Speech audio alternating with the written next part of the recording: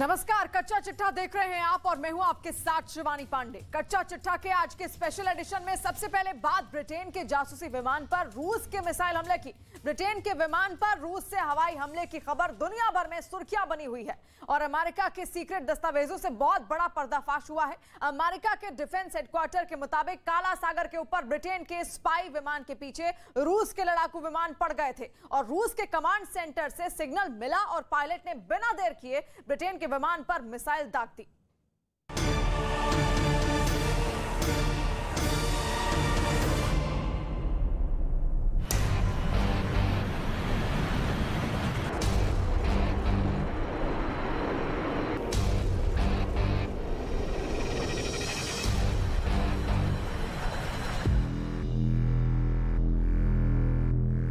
Aircraft flight and F-18 in your left-hand wing.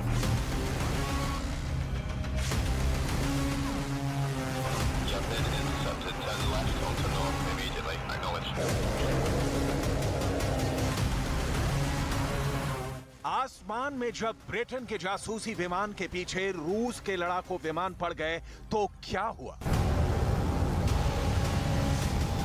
रूस के fighter pilot ने बिना देर किए ब्रिटेन के विमान पर मिसाइल दाग दी।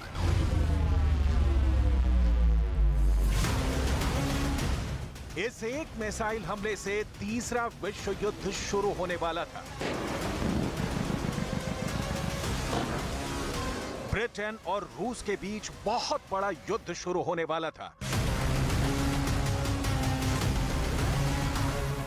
ब्रिटेन से युद्ध का मतलब होता नाटो से युद्ध। एक ऐसा युद्ध जिसकी शुरुआत तो आसमान से होती, लेकिन आसमान से लेकर धरती और समंदर तक सुलग उठते। ऐसी ही भिड़ंत रूस और ब्रिटेन के विमानों के बीच हुई थी जब काला सागर के ऊपर आसमान जंग का मैदान बन गया। अमेरिका के सीक्रेट दस्तावेजों से बहुत बड़ा पर्दाफाश हुआ है। अमेरिका के डिफेंस हेडक्वार्टर के मुताबिक काला सागर के ऊपर ब्रिटेन के स्पाई विमान के पीछे रूस के लड़ाकू विमान पड़ गए थे। वो तो ऐन वक्त पर मिसाइल दगा दे गई, वरना रूस की मिसाइल ब्रिटेन के जासूसी विमान को खाक में ही बदल कर दम लेने वाले थे।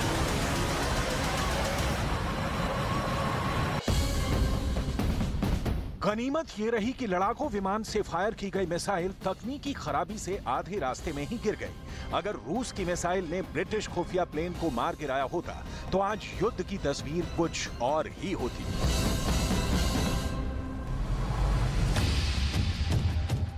ये पर्दाफाश अमेरिका के लीक हुए सीक्रेट डॉक्यूमेंट में हुआ है। इसमें बताया गया है कि रूस का सुखोई Su-27 काला सागर इलाके में नियमित गश्त लगा रहा था। इस दौरान उसे ब्रिटिश वायुसेना का RC-135 रिवेट ज्वाइंट विमान नजर आया।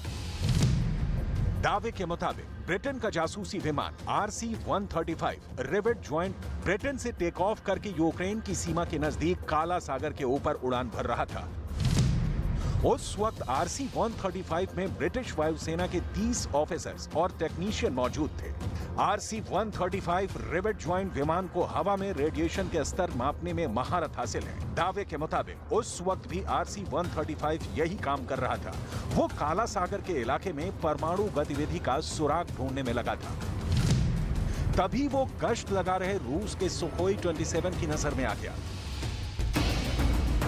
अमेरिका से लीक हुई खुफिया रिपोर्ट के मुताबिक काला सागर के ऊपर गश्त लगा रहे रूस के लड़ाकू विमान को उसके कमांड सेंटर से ब्रिटिश खुफिया विमान को मार गिराने का आदेश दिया गया। इसके बाद रूस के Su-27 के पायलट ने ब्रिटिश RC-135 पर एक मिसाइल फायर कर दी।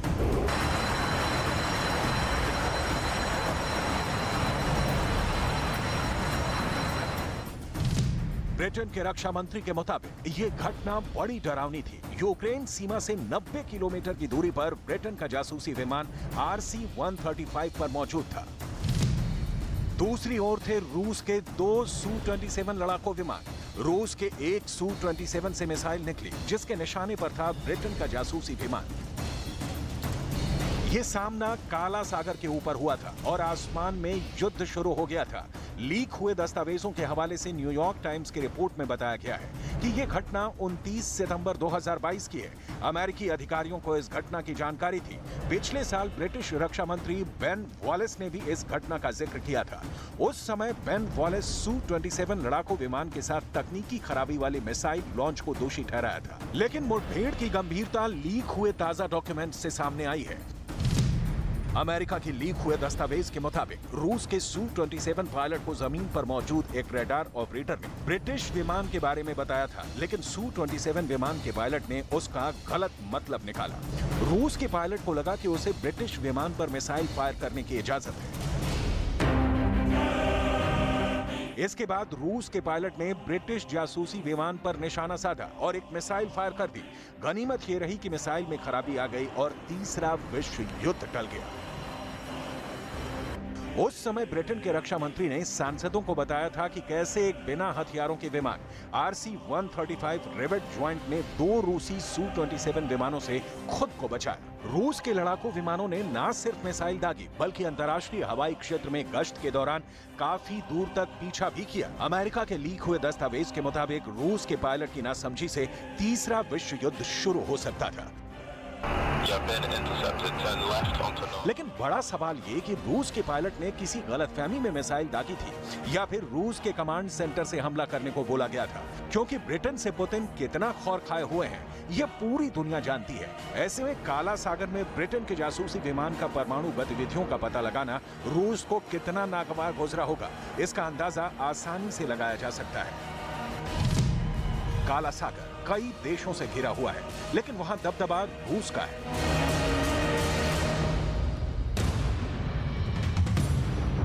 काला सागर के ऊपर आसमान में रूस की सिर्फ ब्रिटेन से ही भिड़ंत नहीं हुई।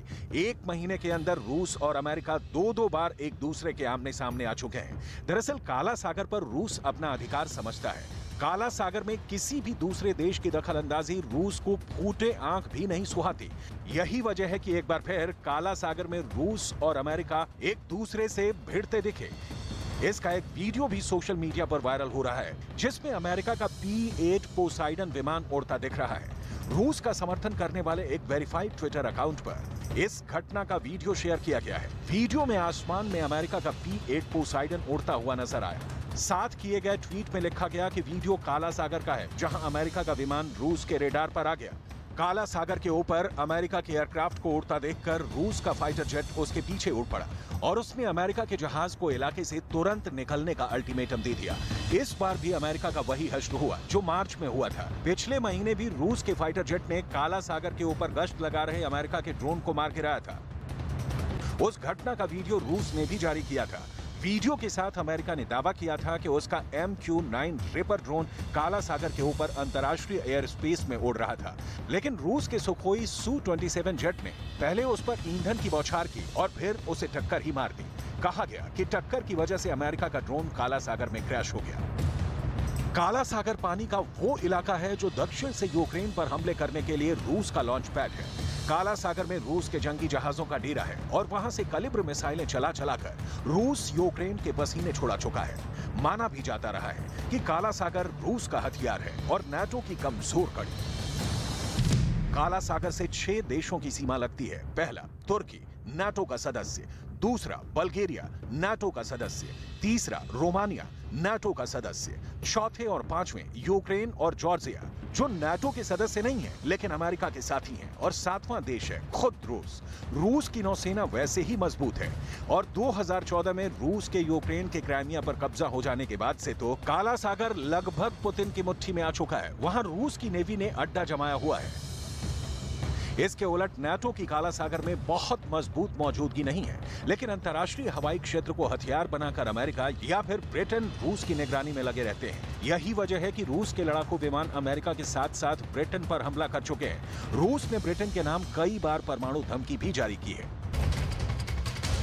रूस के टीवी चैनल पर चले इस कार्यक्रम को देखिए। इस शो के जरिए अमेरिका, ब्रिटेन और यूक्रेन पर परमाणु प्रहार करने की धमकी दी गई है। रूस के सरकारी न्यूज चैनल पर प्रसारित हुए शो के इस क्लिप को यूक्रेन के गृह मंत्रालय के सलाहकार एंटोन गेराशचेंको ने अपने ट्विटर पोस्ट में शेयर किया है। इस क्लिप में रूस की मीडिया में अमेरिका और ब्रिटेन पर सीधा हमले की मांग उठ रही है।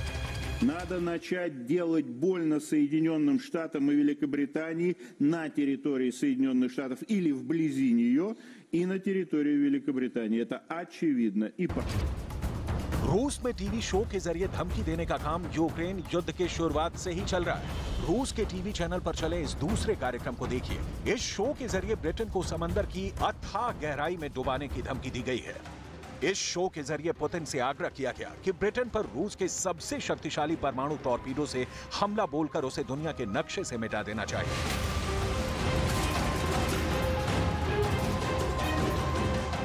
समंदर के रास्ते ब्रिटेन में रेडियो एक्टिव सुनामी लाने की जानलेवा चेतावनी दी जा चुकी है,